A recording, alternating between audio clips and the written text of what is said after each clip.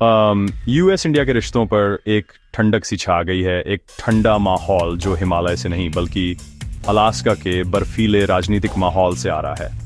कल 15 अगस्त को यूएस के प्रेसिडेंट डोनाल्ड ट्रंप और रूस के president Vladimir Putin joint base Elmendorf Richardson में मिले।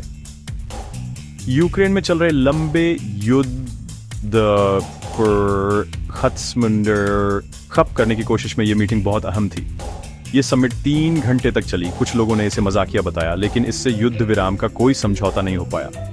इस गतिरोध के बाद ट्रंप प्रशासन ने पक्का कर दिया है कि वह इंडिया पर दंडात्मक सेकेंडरी टैरिफ लगाएगा, जो दिल्ली द्वारा रशियाई कच्चे तेल की लगातार और बड़ी खरीदारी का सीधा नतीजा है।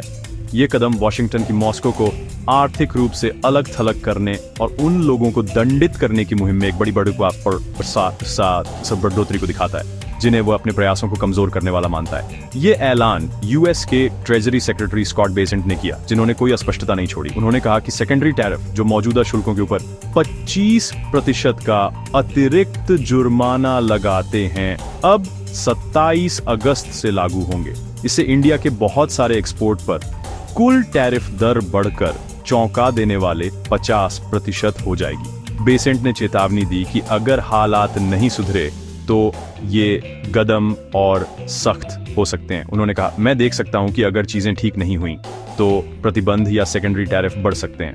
ये खतरा भारत यूएस व्यापार के भविष्य पर मंडरा रहा है। एक ऐसा रिश्ता जिसे दशकों से इंडो पैसिफिक क्षेत्र में स्थिरता का आधारशिला माना जाता रहा है, लेकिन अब यह खतरनाक स्थिति में है। इस बड़े पॉलिसी बदलाव का संदर्भ बेशक यूक्रेन में चल रहा भयंकर संघर्ष है, जिसने वैश्विक गठबंधनों और आर्थिक निर्भरताओं को फिर से नया रूप दिया है।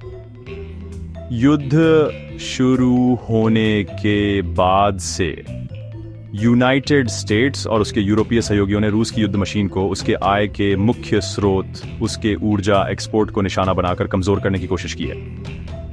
इसमें सैंक्शनों, प्राइस कैप और कूटनीतिक दबाव का एक जटिल जाल शामिल है।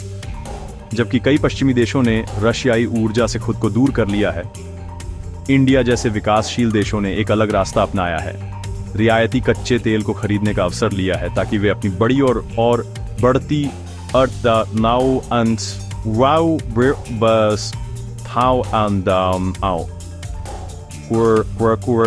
ईंधन दे सकें। दृष्टिकोण में इस अंतर ने अब दुनिया के 2 सबसे बड़े लोकतंत्रों को सीधे आर्थिक संघर्ष में ला दिया है। प्रेसिडेंट ट्रंप के लिए इंडिया पर टैरिफ का दोहरा मकसद है।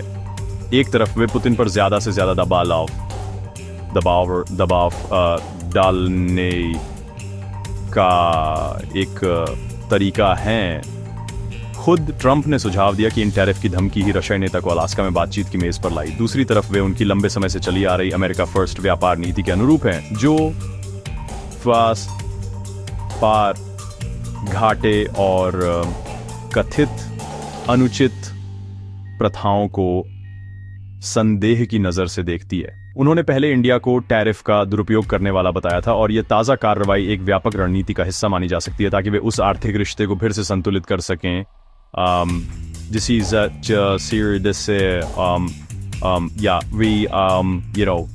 एक तरफा मानते हैं। अब कूटनीति के एक तनावपूर्ण दौर के लिए मंच तैयार है, जिसमें लाखों लोगों की आर्थिक भलाई दांव पर लगी है। यूक्रेन युद्ध ने सिर्फ नक्शे पर युद्ध रेखाएं नहीं खींची, इसने वैश्विक ऊर्जा बाजार को पूरी तरह से बदल दिया। संघर्ष से पहले इंडिया रशिया तेल का एक बहुत छोटा ग्राहक था। 2021 में इसके कुल खपत का केवल 3% ही आयात होता था। हालांकि जैसे ही पश्चिमी प्रतिबंध लगे और मॉस्को ने नए खरीदार ढूंढने शुरू किए, उसने अपने यूराल कच्चे तेल को बड़ी छूट पर बेचना शुरू कर दिया। इंडिया जैसे तेजी से विकासशील ऊर्जा भूखे देश के लिए ये ऑफर इतना अच्छा था कि इसे मना करना मुश्किल था। 2024 तक पूरा परिदृश्य बदल गया था। रशियाई तेल अब इंडिया के कुल कच्चे तेल आयात का 35 से 40% है, जिससे यह देश का सबसे बड़ा सप्लायर बन गया है। इस बड़े बदलाव से इंडिया को अरबों डॉलर की बचत हुई है और अस्थिर वैश्विक कीमतों से कुछ हद तक बचाव मिला है। हालांकि वॉशिंगटन या ब्रुसेल्स में इस बदलाव पर ध्यान गया, जबकि यूरोपीय देश अधिक सतर्क रहे हैं। यूनाइटेड स्टेट्स इंडिया की भूमिका से इंक्रीजिंगली फ्रस्ट्रेटेड हो गया है, जिससे वह क्रेमलिन को वित्तीय सहायता प्रदान करने वाला मानता है। अमेरिकी दृष्टिकोण से इंडियन हर बैरल रशी तेल खरीदता है। वह यूक्रेन में युद्ध के प्रयासों को अप्रत्यक्ष रूप से फंड करता है। सेक्रेटरी बेसेंट ने खास तौर पर आलोचना की है। उन्होंने यूरोपीय सहयोगियों की सेकेंडरी प्रतिबंध लगाने में अमेरिका का साथ देने की अनिच्छा पर अफसोस जताया है। उन्होंने साफ तौर पर कहा है कि जबकि यूरोप सैंक्शनों पर खड़े बोल बोलता है, वह इंडिया या चाइना जैसे बड़े व्यापारिक साझेदारों के खिलाफ ठोस कार्रवाई करने को तैयार नहीं है। जिस नई भू राजनीतिक वास्तविकता में रूस के सबसे महत्वपूर्ण आर्थिक साझेदार बन गए हैं। इसलिए अमेरिकी रणनीति यह है कि रशियाई तेल खरीदने की लागत तीसरे देशों के लिए इतनी ज्यादा कर दी जाए कि वे इसे खरीदना बंद कर दें। इंडिया को निशाना बनाकर, जो चाइना के बाद रशियाई समुद्री कच्चे तेल का दूसरा सबसे बड़ा खरीदार है, यूएस एक शक्तिशाली संदेश भेजना चाहता है। तर्क यह है कि अगर इंडिया जैसे प्रमुख साझेदार को गंभीर आर्थिक परिणाम भुगतने पड़ते हैं, अन्य छोटे देश भी ऐसा व्यापार करने से पहले 2 बार सोचेंगे। ये एक हाई रिस्क जुआ है। इससे एक ऐसे देश को दूर करने का खतरा है जिसे वॉशिंगटन ने पिछले 2 दशकों से एशिया में चाइना के स्ट्रेटेजिक प्रतिसंतुलन के रूप में विकसित किया है। यह नीति प्रभावी रूप से दिल्ली को अपनी ऊर्जा सुरक्षा और पश्चिम के साथ अपनी स्ट्रेटेजिक साझेदारी के बीच एक असहज चुनाव करने के लिए मजबूर करती है। दिलचस्प बात यह है कि चाइना रूस का सबसे बड़ा तेल ग्राहक को अब तक ऐसे टैरिफ से बख्शा गया है। प्रेसिडेंट ट्रंप ने संकेत दिया है कि वह बीजिंग के खिलाफ दंडात्मक उपायों को रोक रहे हैं। एक व्यापक व्यापार समझौते पर बातचीत लंबित है। उन्होंने संकेत दिया कि वह 2 या 3 हफ्तों में अपने रुख पर फिर से विचार कर सकते हैं, लेकिन अभी के लिए इंडिया खुद को अलग थलग पाता है। दबाव के इस चयनात्मक आवेदन को दिल्ली में पर्यवेक्षकों ने नहीं खोया है, जो इसे एक बहुत ही अनुचित और पाखंडी दृष्टिकोण के रूप में देखते हैं। यह इस धारणा को मजबूत करता है कि यूएस अपनी विदेश नीति के उद्देश्यों को लागू करने के लिए अपनी आर्थिक शक्ति का उपयोग कर रहा है, यहां तक कि अपने सहयोगियों की कीमत पर भी, जबकि उसका प्राथमिक स्ट्रैटेजिक प्रतिद्वंद्वी को अस्थायी छूट मिल रही है। अमेरिकी टैरिफ पर इंडिया की प्रतिक्रिया तेज और दृढ़ रही है। दिल्ली में विदेश मंत्रालय ने इन उपायों को अनुचित और गैर वाजिब बताया है, जो वॉशिंगटन की कार्रवाइयों की एक स्पष्ट कूटनीतिक अस्वीकृति है। इंडियन सरकार का रुख राष्ट्रीय हित और ऊर्जा सुरक्षा के सिद्धांत पर आधारित है। अधिकारियों का तर्क है कि एक विकासशील देश के रूप में, जिसकी आबादी 1 अरब 40 करोड़ है, सस्ती ऊर्जा एक विलासिता नहीं बल्कि आर्थिक विकास और गरीबी कम करने के लिए एक आवश्यकता है। उनका कहना है कि इंडिया को खुले बाजार से सबसे प्रतिस्पर्धी कीमत पर ऊर्जा खरीदने का संप्रभु अधिकार है और इसकी खरीद को किसी भी अंतर्राष्ट्रीय कानून का उल्लंघन नहीं माना जा सकता है, क्योंकि यह पश्चिमी प्रतिबंध व्यवस्था का हिस्सा नहीं है। यह दृष्टिकोण सिर्फ सरकार की बात नहीं है, ये इंडियन औद्योगिक क्षेत्र में भी साझा किया जाता है। देश की सबसे बड़ी रिफाइनर सरकारी इंडियन ऑयल कॉर्पोरेशन के चेयरमैन ने सार्वजनिक रूप से पुष्टि की है कि रशियाई कच्चे तेल के आयात में कोई रुकावट नहीं आएगी। इंडियन व्यवसायों के लिए रियायती तेल बढ़ती महंगाई और परिचालन लागत के खिलाफ एक महत्वपूर्ण बफर रहा है। उनके लिए अमेरिकी टैरिफ दंडात्मक और जमीन पर आर्थिक वास्तविकताओं से कटे हुए लगते हैं। वे तर्क देते हैं कि इंडिया को एक व्यावहारिक आर्थिक निर्णय लेने के लिए दंडित किया जाए,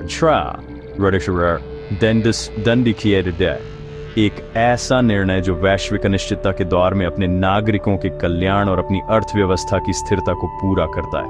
हालांकि अमेरिकी दृष्टिकोण तर्क के एक अलग स्तर पर काम करता है, जहां और नैतिक अनिवार्यताएं शुद्ध अर्थशास्त्र पर हावी होती हैं। वॉशिंगटन के लिए यूक्रेन में संघर्ष सिर्फ एक क्षेत्रीय युद्ध नहीं बल्कि अंतर्राष्ट्रीय नियम आधारित व्यवस्था के भविष्य के लिए एक निर्णायक संघर्ष है। उनके विचार में रूस की आक्रामकता का एक अटूट और एकजुट मोर्चे से सामना किया जाना चाहिए। देशों, खासकर इंडिया जैसे स्ट्रैटेजिक साझेदारों को मॉस्को के साथ बड़े पैमाने पर व्यापार जारी रखने की अनुमति देना इस मोर्चे में एक महत्वपूर्ण कमजोरी के रूप में देखा जाता है। यह न केवल पुतिन को अपने युद्ध को बनाए रखने के लिए वित्तीय संसाधन प्रदान करता है बल्कि विदेश नीति के एक उपकरण के रूप में पश्चिमी सैंक्शनों की शक्ति और विश्वसनीयता को भी कम करता है। इस प्रकार टैरिफ को एक आवश्यक, हालांकि दर्दनाक उपाय के रूप में प्रस्तुत किया जाता है ताकि एक बड़े सिद्धांत को बनाए रखा जा सके। परिप्रेक्ष्यों का यह मूल टकराव इंडिया का अपनी घरेलू आर्थिक जरूरतों पर ध्यान बनाम अमेरिका का अपने वैश्विक स्ट्रैटेजिक लक्ष्यों पर ध्यान वर्तमान संकट के केंद्र में है। US house foreign affairs committee में डेमोक्रेट्स ने इस कदम की आलोचना करते हुए तर्क दिया है कि इंडिया पर टैरिफ पुतिन को नहीं रोकेंगे और युद्ध को समाप्त करने का एक अप्रभावी तरीका है। फिर भी ट्रंप प्रशासन ये मानते हुए कि आर्थिक दबाव ही एकमात्र भाषा है जिसे उसके विरोधी समझते हैं। दोनों पक्ष मानते हैं कि वे अपने राष्ट्रीय हितों के आधार पर तर्कसंगत और न्याय संगत कार्य कर रहे हैं, जिससे एक कूटनीतिक गतिरोध पैदा हो गया।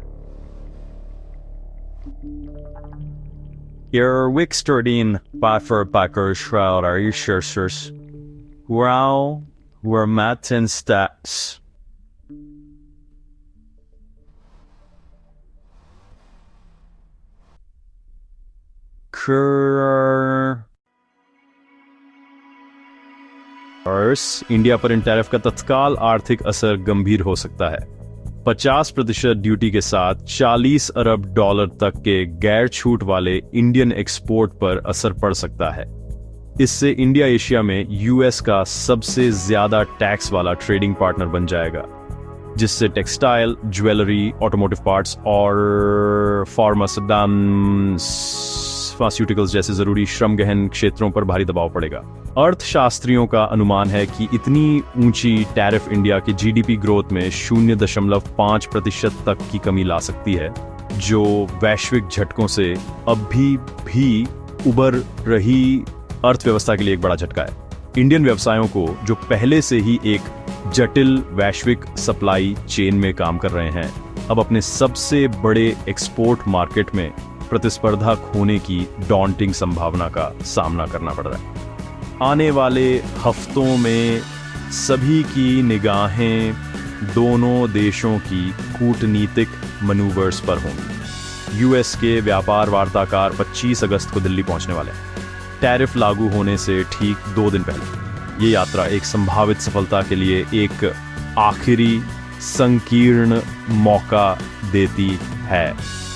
हालांकि मुख्य अड़चनें अभी भी बहुत बड़ी हैं। यूएस मांग कर रहा है कि इंडिया अपने रशियाई तेल आयात को काफी कम करे, जबकि इंडिया छूट और अपनी ऊर्जा सुरक्षा जरूरतों की मान्यता चाहता है। इसके अलावा पहले से मौजूद व्यापार घर्षण, जैसे कि इंडियन कृषि और डेयरी उत्पादों पर इंडिया के उच्च शुल्क वार्ताओं को जटिल बनाते हैं, जिससे सद्भावना के लिए बहुत कम गुंजाइश बचती है। अगर स्थिति बिगड़ती है और टैरिफ पूरी तरह से लागू हो जाते हैं तो इंडिया को जवाबी कदम उठाने पड़ सकते हैं, जिससे संभावित रूप से एक बड़ा व्यापार विवाद शुरू हो सकता है, जिससे किसी भी देश को फायदा नहीं होगा। ये दिल्ली को गैर पश्चिमी गुटों के साथ अपने आर्थिक संबंधों को गहरा करने के लिए भी प्रेरित कर सकता है, जिससे वैश्विक अर्थव्यवस्था और अधिक खंडित हो सकती है। इसके विपरीत अगर कोई समझौता हो जाता है, शायद टैरिफ में देरी या छूट के बदले तेल आयात में चरणबद्ध कमी, तो ये रिश्ते को बचा सकता है। प्रेसिडेंट ट्रंप की 2 या 3 हफ्तों में संभावित राहत के बारे में उनकी बेतरतीब टिप्पणी आशा की एक किरण प्रदान करती है। ये सुझाव देती है कि टैरिफ एक अपरिवर्तनीय नीति की तुलना में अधिक बातचीत की रणनीति हो सकती है। इंडिया के लोगों और व्यवसायों के लिए आगे का रास्ता अनिश्चितताओं से भरा है। एक्सपोर्टर्स को रद्द किए गए ऑर्डर्स और वित्तीय नुकसान का तत्काल खतरा है, जबकि व्यापक अर्थव्यवस्था मुद्रास्फीति के दबाव और धीमी वृद्धि के लिए तैयार है। यह संकट एक स्टार्क रिमाइंडर है कि एक आपस में जुड़ी दुनिया में दूर देशों में भू राजनीतिक संघर्षों के घर पर गहरे और तत्काल परिणाम हो सकते हैं। दुनिया के सबसे पुराने और सबसे बड़े लोकतंत्रों के बीच स्ट्रैटेजिक साझेदारी की पहले कभी इतनी परीक्षा नहीं हुई है। वे इस चुनौती से कैसे निपटते हैं, ये न केवल उनके द थर्स